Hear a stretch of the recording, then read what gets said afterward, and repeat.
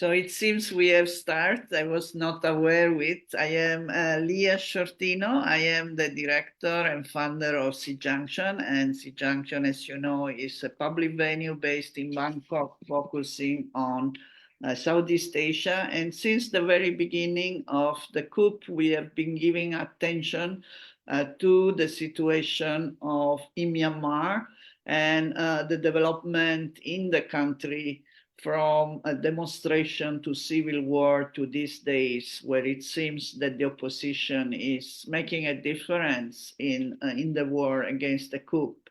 We have had this is the 40 episodes in partnership with our media partner Mizzima, and we have had various resource persons, all excellent, and we continue now for 6 episodes with Latt, and he's a quite experienced journalist affiliated with the Mizzima group. So please, as usual, we will have a presentation of about 15 minutes, something like that, and then we will open the floor to the public. Well, Minglava, thank you, Leah. As you share, this episode, I will mainly focus 2 things, or maybe a little bit on China. But first thing is about security breach. The April is a Burmese New Year, Songkran, Water Festival, Tinjan.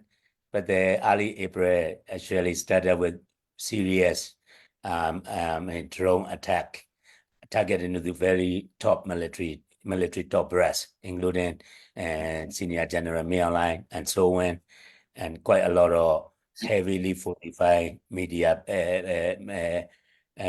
army base like Ela and Naypyidaw being targeted. So it is quite a interesting month. And then along with, very hot issue until now, standoff, the Myawaddy mess out. And Myawaddy is very important, not only because of Myawaddy as a trading port or military target, or it is also a gateway to international arena.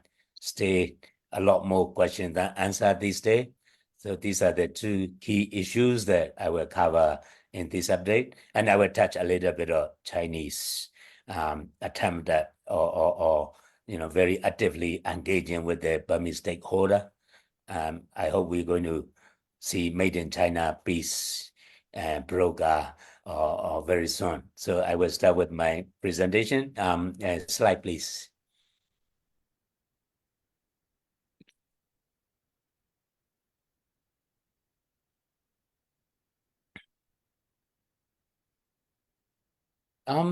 Like I said, there was on 4th April, everybody became surprised that there was a, I think, around 30 drone attack. Quite a sophisticated, very high-tech drone that they carried out to Naypyidaw Army headquarters. It is I know in my knowledge, Naypyidaw Army headquarters is heavily fortified, including very modern anti-air defense and all sophisticated, because of Mail Line lived there, along with many top brass senior general, and also the Ela base was attacked. And then, then later NUG claimed that it is their wing that carried out this attack. That's become very first ever open challenge. In terms of after 3 years of military coup, that kind of very high-tech, sophisticated attack. There is a lot of denial or nothing happened, but I know it is also a lot of morally, it is a very heavy fortified area that, the army top brass was very shocked. That was followed by another attack on Defense Service Academy in Pyongyang. Next slide, please. On 14 April, actually before 8 April, there is a drone attack to a Defense Service Academy. But the 14 April is Burmese New Year and Tinjan, and second day is of Tinjan. And that was the actually 107 rocket launcher. And there were around 30 rocket launcher, later claimed by PDF Mandalay claimed that they took the attack. Again, DSA, Defense Service Academy, is very prestigious military academy. That's where most of the, including mainline, so when all the top brass general come from, and they've been, their security, I mean the money time.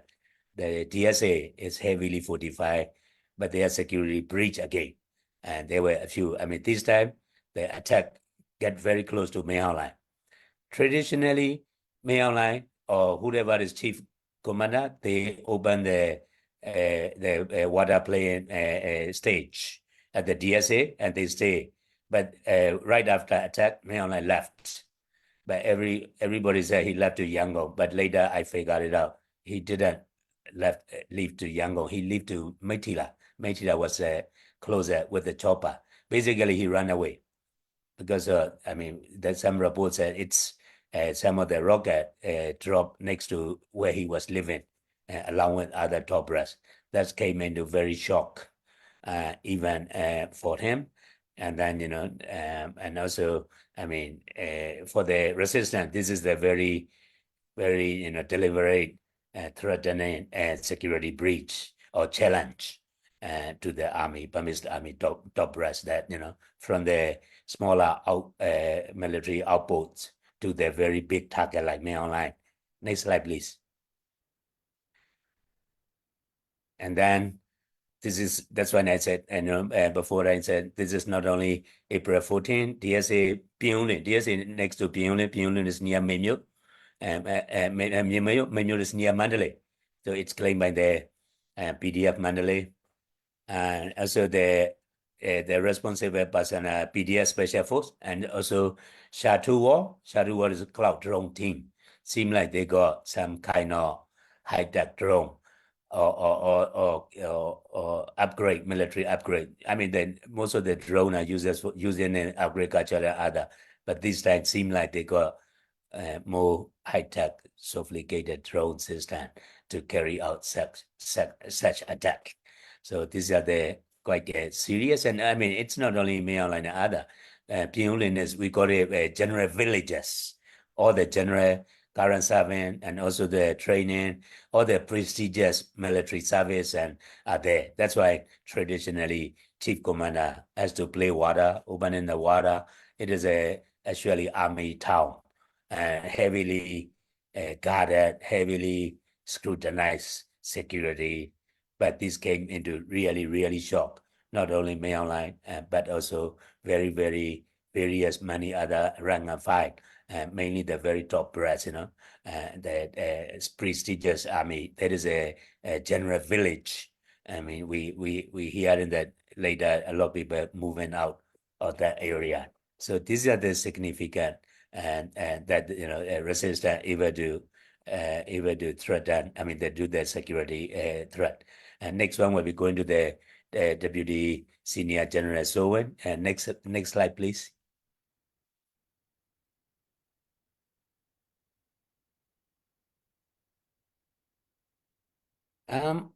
On 4 April, next one was good. This is General Sowen. It is also another mystery until now.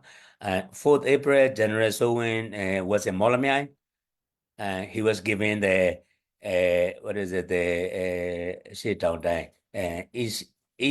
Southeastern Military Command, basically directly commanding to Myawaddy. So he was there, and then there was a drone attack. Again, that same special drone unit claimed that they did the attack. So there were a lot of reports saying that the drone hit him. And then a lot of reports saying the drone didn't hit him directly, but he got injured because of the rooftop fall onto him. And then even there is some reports saying that Indian special, sergeant sent to him, and whatever it is, he got injured or not. Until now, it's disappeared, mysteriously disappeared. So this is also a second ranking command, and many people say he is stay commanding the Southeastern command, which is actually carried out attack on Myawaddy. That's why he is busy or staying in the command center. But a lot of other saying that it is not true, and even some rumor that he is already patched. Remember, there was a nationalist mark saying May Online resign, and so went to step in as a real soldier. And that is also, we are not sure that he is being actually linked to that one. And also there are a lot of very shaky on the top level. There is a recent arrest of Mien Lai. Mien Lai is Lieutenant General. He was the agriculture minister and Thein government, but he is the chairman of the USDP Army Back Party, and then recently they seized some guns, ammunition, and millions-dollar worth of jewelry in his house. He is very close to General Tan Shui and other, and then along with him, two other senior Lieutenant General arrested. So they saying that they all linked to this mysterious disappearance or and so on, that they attempt to remove May Online from his post. But until now, on 22nd, 4 days ago, there was a state sponsor meeting, but his chair was empty. So now we call it So Wen question. Where is So Wen? So I got a lot of questions from diplomat and journalists. Is he dying, or is he injured, or where is he now? So that is until now, that is a So Wen question or So Wen mystery. So these are the very summary, very shaky ground within the last month. Within April, this all happened last month, within the top brass, and resistance able to target very top level of the army general, and also the very top level of army general very busy. But what I can assure is that no one like me online, because a lot of military operation not going well, and even some retired general that I know told me that they have to worry for their security safety. At the same time, they had to queue to get their patrol, and they all blame to me online. So I'm sure that a lot of people are not very happy, especially retired general or ex-general or even rank and file, very high top brass at the moment. Quite a unhappy time with the current army leadership. That's all I can say. So we have to see where So Wen is. Maybe he is just carrying out. According to Zomenton, the True News committee said that he is carrying out national defense duties. Maybe that may be true. Who knows? But the fact is that he has disappeared since that attack. Nobody really can confirm and become a mystery. So now I will switch my attention to the Myawadit and Mesa current crisis. Next slide, please.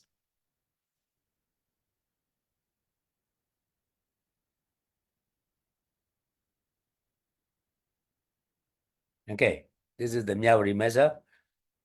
This April, previous slide, yeah, I've been almost half of the way. I was in Mesa for twice. I was there for first 5 days and then came back a few days, and I have to go there twice. So did the Thai foreign minister. First I was there, I interviewed him and got the chance to ask that question. And then second, he was there, but I left. So what happened is that there is one of the key army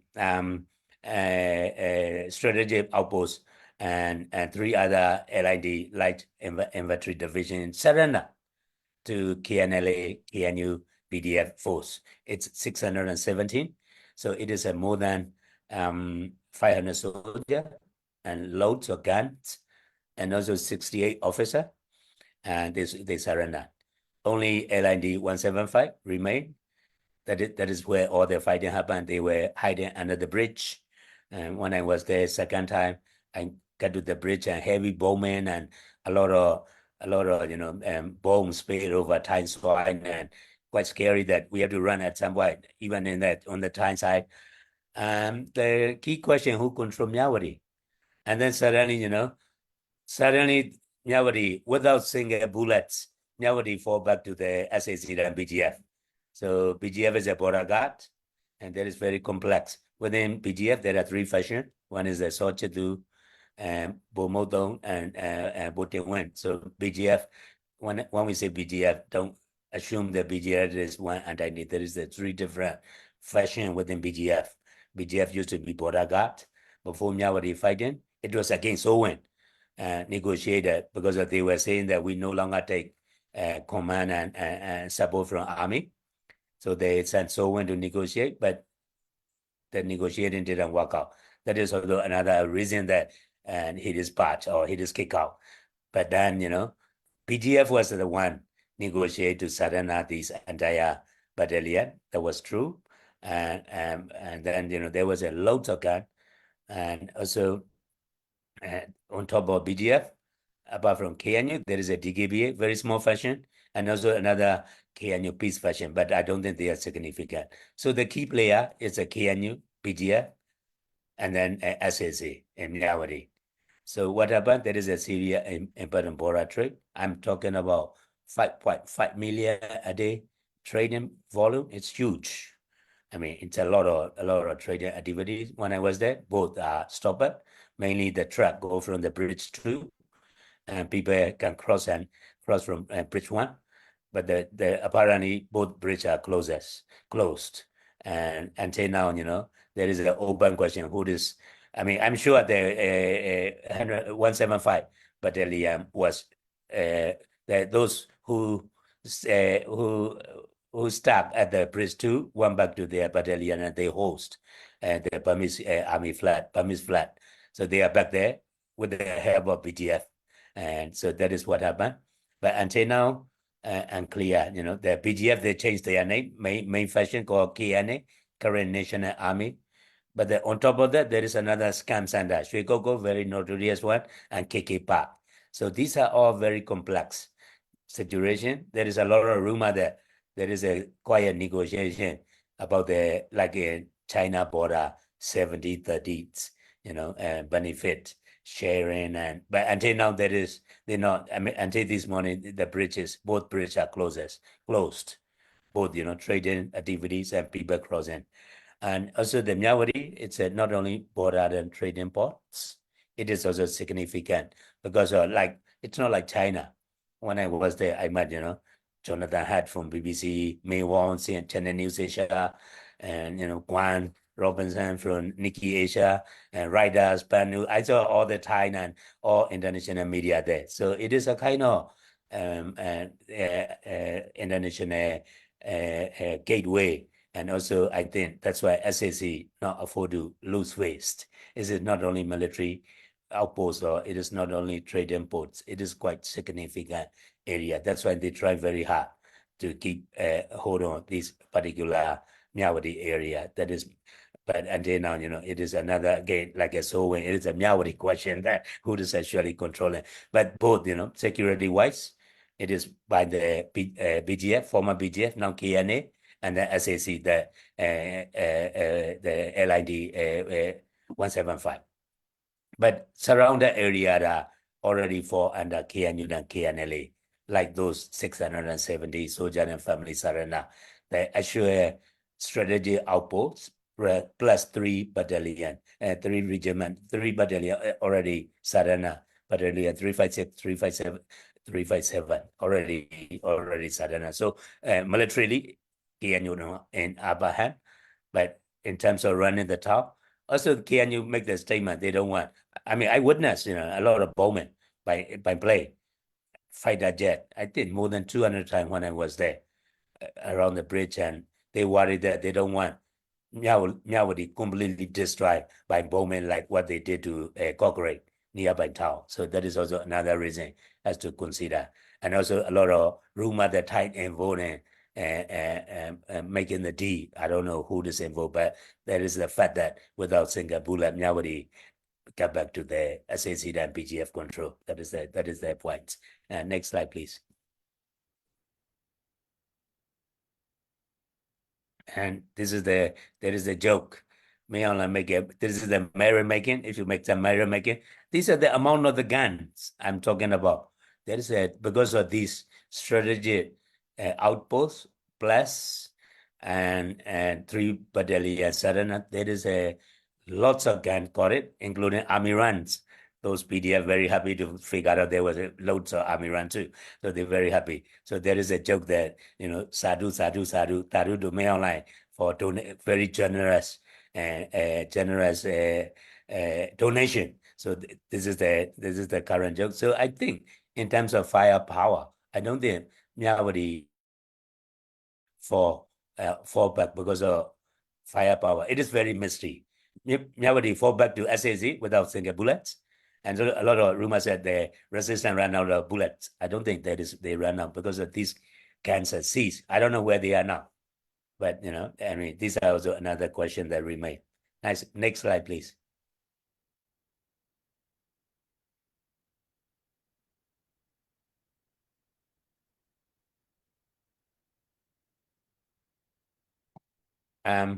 Yeah. So this is Thailand. So like I said, I'm at country. It was at the this is the bridge two. Is given the press. I was there, and that was the first time. Second time I was not there. He walked to the bridge one, and then there was a now China also found in the 14 member, a kind of task force, and then I think the foreign minister is the head of that one. So it is also becoming to the question of Thailand, and three-way. One is, of course, security. What is the Thailand role in security? And second is trade. I think this is one of the major trade imports. As I said, 5.5 million US dollar a day is quite a huge volume. And so the Thailand, another one is the refugees. So far, I really thanks. I was there at the eyewitness. Thailand was very generous, allowing access to.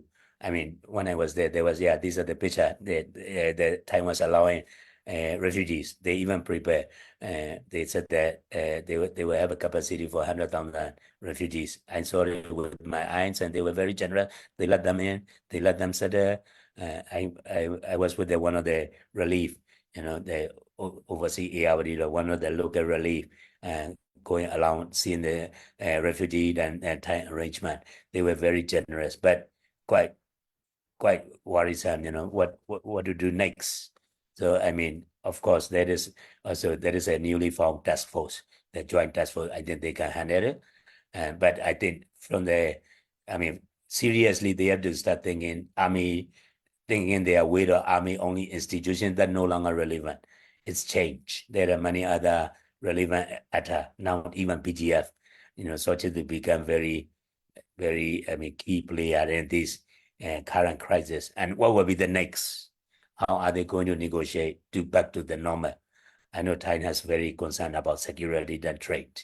These are the two major concerns. And then so far, I don't think they have a clear strategy approach that they will be addressing very soon. On top of that, there is another international crime syndicate scam center, and I mean I took a lot of picture of the private security guard in the casino, and if you go and KK Park.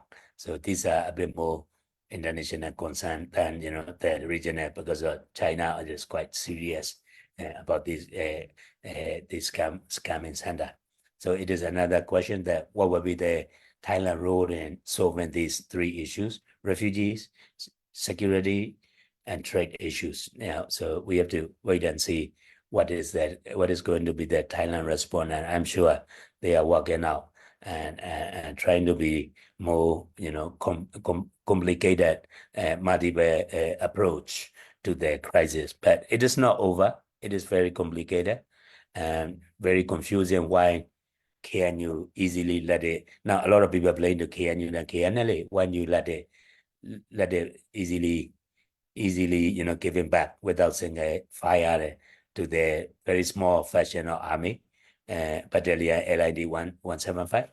No, not 175, 275, and 200 soldiers and the BGF. So until now, it is the issue is stay ongoing crisis, and we have to wait and see what Thailand will involve and will solve this problem. And next slide, please.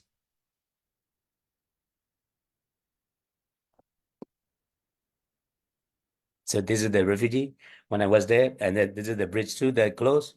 And I think that, like I said, the trade, refugee, and national security, and these are the three main concerns for Thailand. They were, I mean, nowadays they were only temporarily, but now most of the refugee left. When I was there, they were around 4,000, and within very short time.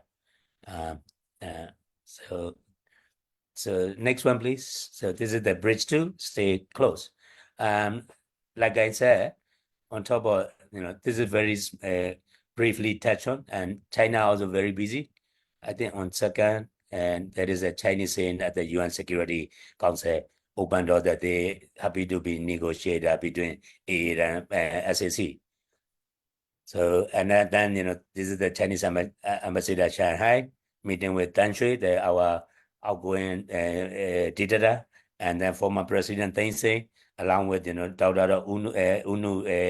Dr. Nanu, and Chinese Chamber of Commerce, and that is inside Burma, and also the overseas. They've been very busy. And also the Yabi, General Yabi, Lieutenant General Yabi was in China talking about cross-border crime.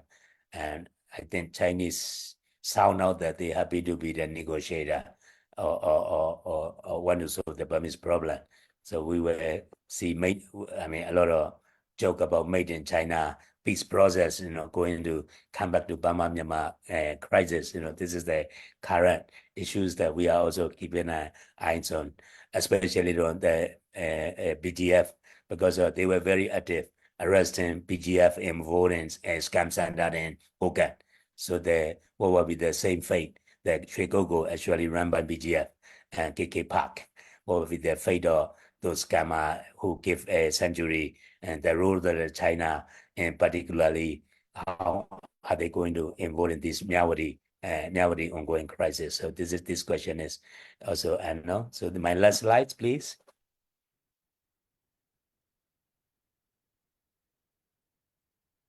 Having said that, I think the question is how long SAC can hang on to the power, because all these, Sarana, we have seen the mass Sarana and T-Fashion, Red Flag, and also the security breach, even to Nebido, and also Pyongyang, Memyo, and previously very unharmed.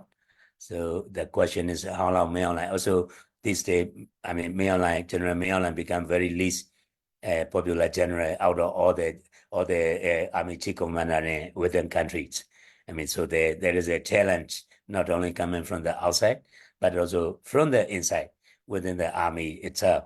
There is a rumor that he no longer let people know where he's going, only very close second, and become very paranoid. I'm very sure he should be very paranoid after TSA very close range and 107 rocket, and blowed up next to him. And also the Army headquarters and Ila Air Base in Nebido was under drone attack. He is very paranoid and become very, very, frustrated and, very isolated. And so this is my presentation. And I think, let's see how long this, SAC, this Cook region can last. And we will wait and see about Mainline and his fate, what will happen to him and how can he going to get out of this crisis. So this is all my presentation, and thank you, Carl. Thank you very much for this very comprehensive presentation. And I think before we open up to the public to comment, you say you had the opportunity to interview the Prime Minister in Mysore. Is it correct? The Thai Prime Minister? Maybe Foreign Minister. Oh, he is the deputy. Okay, and then Foreign Minister. Can you please tell us more about that interview? Oh, he was there. Along with many other, and then May Wong and Jonathan Hart, BBC, CNA. My question was about particularly on trade. What if they close this trading port? What will you do? My actual question is, what will be the impact of Thai-Myanmar trading if the change of guard? In Myawaddy, if can you run in the Myawaddy? What will you do with the train? It was very bad reception. There were no PA system. He was responding in time. Someone translate. There was we can hear very well, but he take the question and he give the answer that if they have to find other alternative trading route, the volume will not be the same. There will be the significant impact on the Thai Myanmar trade. That's what he said. but he hoped that that would not happen. That was my question and his answer. And then the writers run it, and many other journalists ask a security question, and because Thailand will not tolerate if there is a breach of airbase and security arrangement, and so there were a lot more questions. I mean, it's been all reported first time, but at least I mean, though I see the face to face with the new administration foreign minister and get the chance to ask that question as a Burmese journalist. It's very rare chance. So it was, I mean, quite good that Thailand is very serious, even very top level foreign minister, deputy prime minister, and was on the ground for twice in 10 days, and the same bridge, bridge 2, bridge 1 in the area, but still the situation is still unsolved and ongoing crisis. And also they are forming the more comprehensive, I think, 14-member and task force, including Prime Minister and Foreign Minister, Security Secretary, and trades and many other relevant national security council. So I think that Thailand is taking quite a serious attention to this particular crisis. Okay, so we have a few questions. I will start with the question. So, do you think Thailand can be a peace broker for current state like the Chinese have done in the northern part of the country? This is one question. Thailand is talking about working with the NUG, ethnic groups, CSOs, etc. for the first time. Will they recognize the KNU as a state entity? And the third one on Aung Suu Kyi, we have heard a lot of stories about her being moved out of isolation to another place, and then no, it's not true, and then yes, it is. So can you tell us what is your opinion? I understand there is no sure answer to this, but this is one of the questions. And then there are a few more we can talk later. Yeah. So I will start with the first question. Is that Thailand can be the negotiator, peace broker? Oh, so maybe made in China peace to made in Thailand peace, I don't mind, whoever can actually offer peace and stability in my country. I mean, we journalists, I don't want to see a lot of people suffering. Within short time, I witnessed, and then they were there around 150 start running, and just a matter of time, it's already 4,000 under a few minutes, a few hours. So the escalation on the ground is quite serious. I think Thailand can play the real greater role. I think it was a Thailand, introduced what is the Trika plus approach. And that is a Thai, I read in the Bangla Post, originated Trika. Trika is a Russia word for tri-party. I mean, it is an ASEAN Trika plus, plus me and China and India, if they can actually bring those, neighboring key stakeholder into the even the I mean at the moment peace is not very popular because it is escalating war more than 250 township. In Myanmar there is only 330 township. I mean it is a all out war but not finished yet. So so it is an ongoing real escalation of war. So I don't think peace is very sidelined. And also the inclusive is another issue because there are 577 armed groups so far. I mean, I even, as a journalist, very confusing to remember all these 577 armed groups. And so the peace, so the question is peace with who? And also, but we respect, they need to be international or regional aspect at a role and negotiation peace. Also, I personally welcome the new appointment of the UN Special Rapporteur and Julie Bishop, the Australian former that post been vacant for very long, but at least there is someone that we can say. But like previous successor, two other ladies, and one lady is logo Facebook that Twitter that it's become a diplomatic grave. Yeah, I hope she will not end up in that one. So I think all the attempt. I'm not saying peace process attempt piece, tri-car plus or 1.5 or truck one or whatever initiative is needed, and all parties, stakeholder. I think Thailand is quite good at that. I want to see more active role, because a lot other country where say, but also it is also very important that China and India as our Burmese immediate neighbor. So if that happens, we will be very happy, and we will be. I mean, but we have to make sure that it is inclusive, and also they have to consider not only Army as the only state. That one is no longer relevant. Even on Thailand-Burma border, there are many other states within state like IEC currently declare their own independent state. Koreans ought too. Mon is also. So these are the three, and some part of Shan. These are the like 2,403 kilometers of Thai border.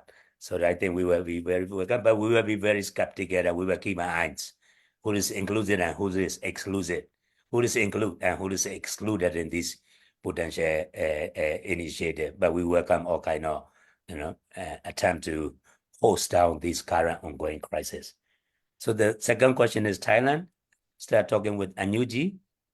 Is that what was the question? The question is whether it would recognize KNU as a state entity. That will be very difficult, but Thailand is very good at dealing with different EDA.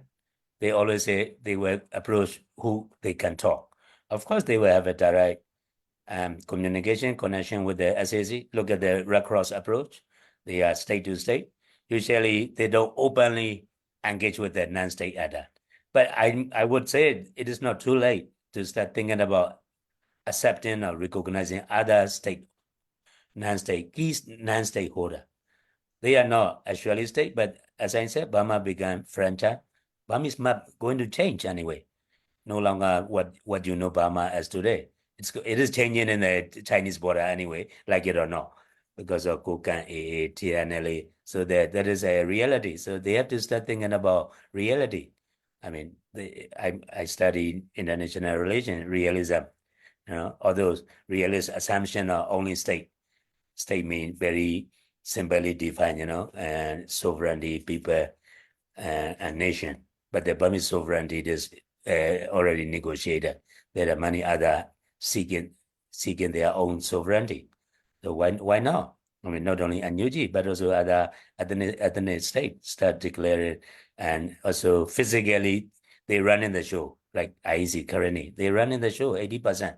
Currently 80% territorial control. So did KNU.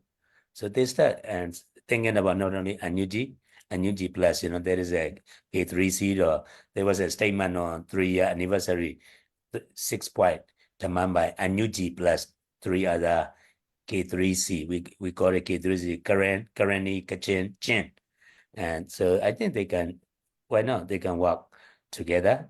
I'm sure there is a lot more multiple engagement going on. I'm very aware of that. But, recognizing as a legal entity, they have to start thinking about it. Nothing's wrong because of Burmese political landscape change. They have to be realist. Assumption of who actually control the territory. And the last one, the Aung San Suu Kyi, we also the same, because we were told that and President Wu Min both removed from the prison, and we were very excited. And then when we asked, I think the BBC Burmese asked General Zomenton, the Army True spokesperson, he said that yes, for the weather too hot. But so far that we know, the Aung San Suu Kyi at the Yemen prison, which is in Naypyidaw. Naypyidaw is not the prison station; it is only the jail. And the President went in Taungu, and they being removed. That was what we told. But the one that is allowing prison visit once a month, and they only accept the Aung San Suu Kyi prison at the Yemen jail. So that's why speculation saying that. First, they thought there is rumor that she met with the Chinese peace broker. I don't know how true this or no. Maybe that is where she meet. So if they remove not to the house in Yangon, maybe somewhere in Naypyidaw, and that one is not disclosed. But the last prison visit was received at the Yemen prison, Yemen jail. That's when people say she actually not moved. So when it's come to Burma, it is the most difficult as a journalist, it is a verification. How do you verify this kind of information? Army will say yes, Army will say no, then and no one can verify the fact that actually she been removed because of this the fact that indicate that she did stay there. But I'm sure she been moved to somewhere in Nepal. Usually it is another military headquarters. Or probably they want her to be hostage. Me online paranoid. He started to think if I keep Aung San Suu Kyi in my close range, maybe he will see safer, from all these drone 107 attack. Who knows? But I'm sure the last prison visit was received by the prison authority in Yemen prison. That's all I can say. Now we have a lot of questions, so prepare yourself again. One is about, I think, what we were talking before, the application of the death sentence by in Kochang state in their controlled area 2 days ago. So there was a public tribunal and 8 people were sentenced, but 3 were executed in a forest after the public court case. So what do you think on this kind of punishment? This is the question is posed to you. And what is the implication of more of this happen? Then currently, after the Mayawadi crisis, the international media has now finally turn their attention again towards Myanmar. There is more interest in the media for Myanmar. What do you think is the most significant issue that the global media and the international community should be highlighting about Myanmar right now? So there is more attention, but what you think should be the issue that should be discussed about? A third question, Thailand and ASEAN are still talking about a negotiated peace. This seems ridiculous until the military has lost finally. What do you think about this talking of negotiated peace? Okay, I want to start with the recent MNDA Kokan carry out and death sentence. This guy, very quiet after 10/27 operation. They succeed their military operation objective, and then China broke the D, and then there was a trade agreement 70/30, and then they disappear from media. And then suddenly they came back again about this execution and showing the picture. And we were shocked too. For me personally, I don't want any form of capital punishment, including killing or death sentence or student activists, and other activists in Myanmar. So I think there is a lot of other attention. That is again not only Kokan but also other interim administration. Kokan and TNLA and many other ethnic, they announced their new administration. As a journalist, we are struggling to access to information into their area too. So this one is one of the example that we heard of. But they did what even they are their own soldier, and they are these executed the people that they executed with their own justice, right? But this is not a civilian. This is their own soldier, and they are civil militia that involved in and arbitrary killing and other. But I think the capital punishment is going too far. That's why they got the international attention and regional attention. What is going on? But for me, one question. Back to them. Why are you fighting against SAC? Right? Then what kind of country you want to run, or what kind of state you want to run? That is, you have to answer those who are in power, not in my position. But for me personally, I don't accept any form of extrajudicial, capital punishment, either Kokan or either SAC that, doing to many of the activists and students. The death sentence is stopped for a long time, but the Burmese army reactivate the death sentence. A lot of young people are on the death sentence road. So that is my personal view. So second question about international media attention, Myanmar. Of course, as a journalist, we always say, Myanmar win the day until now, because like I said, it is significant. And it's not only military outputs, it's not only trading, it is international issues that if Myanmar fall, it is Myanmar has to accept it is losing and it is falling. Until now, Myanmar is not completely back under control. There are a lot more questions than answer because as I said, without saying a shooting, it's not military defeat. Definitely not military defeat. Some kind of negotiation happen and then they bring back to where they surrender 275, LND 275 from the bridge back to their main one. And then KNU spokesperson Professor Tony said, and they don't want to get into their trap because they deliberately agitate, hosting the Burmese army flag.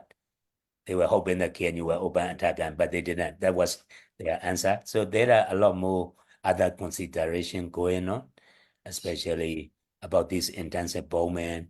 I spoke a lot of KNU people. They were quite worried, that they don't want Myanmar become a bombing into ground. Yes, I don't know what is happening. We have a whiteboard now, but yeah, it's okay. But can you still hear me? yes, we still okay. hear you. So I Right. okay, So we are back. So that is okay. So please continue. It is very complex. Like I said, even within BGF, a lot of people don't know there is three factions of BGF, and now there's a newly formed KNA, current National Army. What are their relation with KNU? Who is with KNU? Who is with SAC? Very unclear. But militarily, I already stressed that because of their main, the strategic outposts already surrender, along with three other regiments, 356, 357, with the loads of guns. With the ammunition, I'm sure those ammunition is huge and siege, but there are many other consideration involved, probably, trading or there is an interest involved. That's what I can say, but it's not definitely military defeat. Should the media continue to focus on the question is what the media, the international media should focus on? What would be the issue to highlight besides the armed struggle? And still, as you say, it's very complex and it's not clear. But that is one aspect. Are there other issues that should continue to highlight related to Myanmar that you think are important? Oh, of course, my presentation is what about those top brass, very shaky ground, attack on Sowin, Main what happened in the top SAC. But the problem with international media, they only get access because they don't have any other access. They only rely on local media. That is one of the key challenge and problem. If they don't have access, they cannot report it. I can understand international media role. So they got very limited access. Even do Tyneside mess up, then they got attention. So that is another problem in access. Of course, there is a lot of issue going on, like conscription. What happened to them? What about those Burmese youths? Embedded 40 million Burmese youths embedded this, forced conscription law, right? What about, ongoing civil war? What about humanitarian crisis? So there are a lot more issues. Burma, Myanmar is having a civil war and huge, crisis. There are a lot more other issues to cover, but the access is one of the key issues. They don't have access, then they cannot cover, including time. Now time media start, I become very busy. I signed quite a lot of time media that, I didn't talk to for a long time. So I think, yeah, of course, the access and there are, my point is there are many other issues, like humanitarian crisis, how are we going to address? And then Thailand trying to address it through Red Cross. What happened to them? Are they already give up or are there another way for engagement? What about education? There is a generation of Burmese youth going to lost. What about those young people age, 18 to 35, going facing the conscription law. And there are many other issues. What about women, And so I think, but the issue is access. So please, not only, the tip of the iceberg, there are many other issues that underlying that, but make sure you got access. And we are a local journalists. We can easily help you guys. China ASEAN negotiated settlement. Of course, I hope my country, Burma, Myanmar, Burmese problem should solve with the negotiated settlement. That will be win-win. But of course, China ASEAN, they will always say negotiated settlement. I mean, it's nothing's wrong. But how? And what is working, what is not working?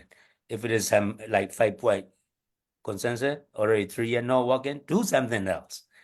Instead of keep saying that we will try, even minimum, or do some practical one. 5 PC, 5-point consensus. There are including other practical one like humanitarian assistance. They can do that one. They don't need to wait for the other negotiated settlement. They can try, but also already 3 years. A lot of people already almost give up ASEAN approach because of nothing happened. If nothing happened, please figure it out. What can work? Don't stuck somewhere and figure out something that work even. That is what the peace process or negotiating process is. It's always up and down. If it is down, don't give up. Start where you can, and don't stuck somewhere that you stuck. So and same to UN too. Why we both are, things that not moving or working, and then why don't we try to find another initiative or another entry points? I'm not saying that we are not Superman to solve all this overnight. Another entry point. Which one can be worked? So that is my sincere answer with my knowledge. Thanks for the question. Becoming very difficult. Okay, now the last round, because we have again a lot of questions, but this is the last round, so also the answer will have to be a bit shorter, but I will try to put it all there. Are there any updates regarding Upper Myanmar and Kachin State? This is one of the questions. Then about the refugees, Thailand put a few thousand refugees in a cattle farm, but are you sure they have the capacity for 100,000 refugees if there is again another flow? We understand many have gone back now. So then what role do you see for Aung San Suu Kyi after we win the revolution? This is a question. And the last two questions, prior to the war, focusing on Mia, there were international feature articles about the internet scam centers being staffed by slaves from various countries. Have any of these slave centers, I am using the language of the writer here, have any of these slave centers been liberated following KNA victories? And the last question, do you think the Inclusive Humanitarian Forum should be re-elected with the new UN Special Envoy? And what do you think, this I add now, what do you think of the special envoy? This is my own addition to the question. Okay. I think I already addressed about those, internet scams and about the Kutri Kokot and Kiki. But are there being freed? Are the people having been freed? The workers in the scam, the trafficked people, have you see more of them being freed? But I'm sure they all stopped their operation. I'm not sure about freed or not. But according to Burmese Army figure, they returned more than 50,000 scammer to China. That was their meeting with the General Yapi, the Interior Minister. They released the number. I don't know whether some of the scam center people included or not. So in the north, Kachin is very quiet. They don't like media attention, but militarily they are capturing quite a lot of posts. That's what I can say. Kachin are very hard to, Kachin are not like Karen. very, they see very well. And so militarily they're quiet, but they are gaining more ground. That's what I can say, including Cambodia and other very lucrative trading ports. A lot of people know that the Musa and other and Kogan and TNLA and Three Brotherhoods. A lot of people don't know that Kachin also quietly captured a lot of important trading ports on China border, but they like to keep it very quiet. So that is a first question of Kachin. If you look at militarily, they are gaining ground. They got a lot more area control than before. And second one, oh, the refugee, do the Thailand have a capacity? I think they do. They have experience. Thailand used to deal with Cambodia and Laos and Vietnam before, and also dealing with Burmese for more than, I think 40, 50 years. When I was a 88 student, I already saw there is a refugee camp at Melau, 98. They've been there since 84. So they know, I mean, they have also, they know how to manage, but whether do they have well? I mean, they can host it more than 100,000. They worry that they become stuck. I understand, whether do they also they need some international help. I mean, there is a lot of talking about talks over the refugee resettlement, humanitarian aid's not enough funding, all these things. They may worry that they were stuck in their own soil. So in terms of capacity, if they are willing, they can have but when I was there, they were putting the temporary shelter in there where they keep their cattle and livestock. That's what that's what I was there. So it is not proper shelter, but better than stuck in the crossfire.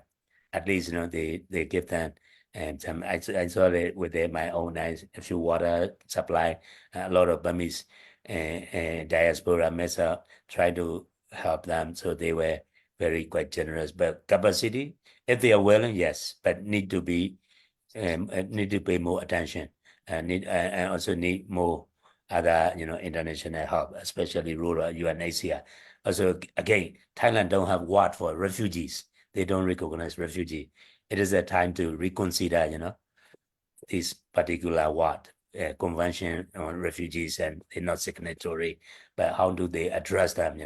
Your neighbor also impacting on your own interests. So that is my answer to the refugee issues. Well, Tongsan Sojiro, In the I mean, future, in the future, whenever. maybe if you talk with the activists or from Spring Revolution, they were not mentioned because the Spring Revolution started from the bottom up. They start with the homemade gun and young people saying no to military coups. There is not because of Aung San Suu Kyi say so. There is no top-down approach, and she been locked up from day one. So maybe if you talk to activists, they will say she is no longer relevant, or this is our fight.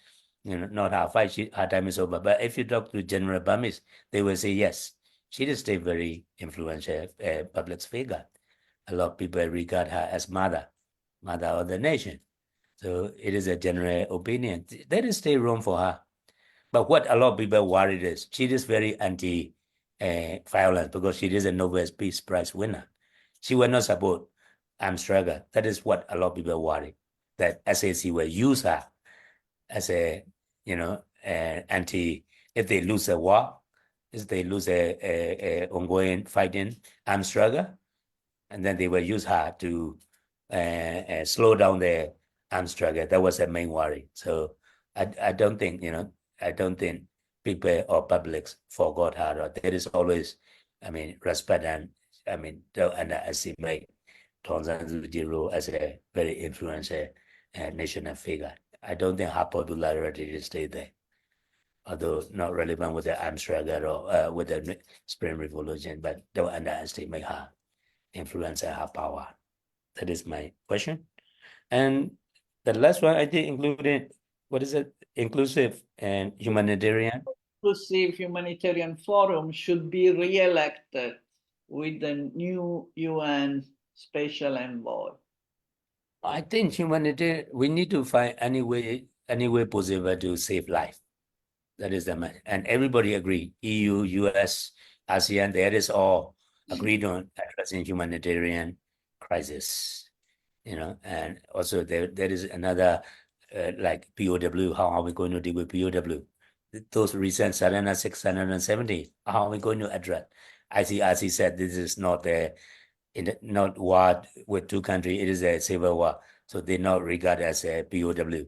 So there is a 3,000 POW within KNU, and now recently this is 600. They cannot feed, a lot more complicated issue going on. I mean, let alone the other humanitarian crisis. There are many other crises happening.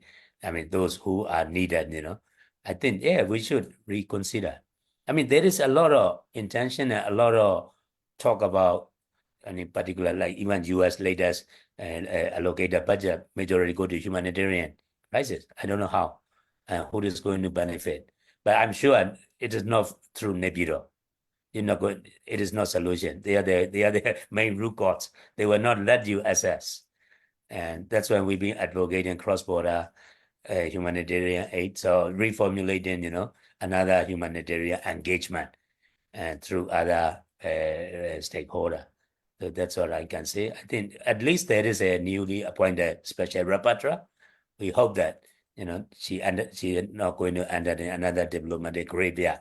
She can do something meaningful to at least minimize addressing this kind of issues, like how are we going to solve humanitarian crisis issue in Myanmar. That's all from me. Thank you, Leah.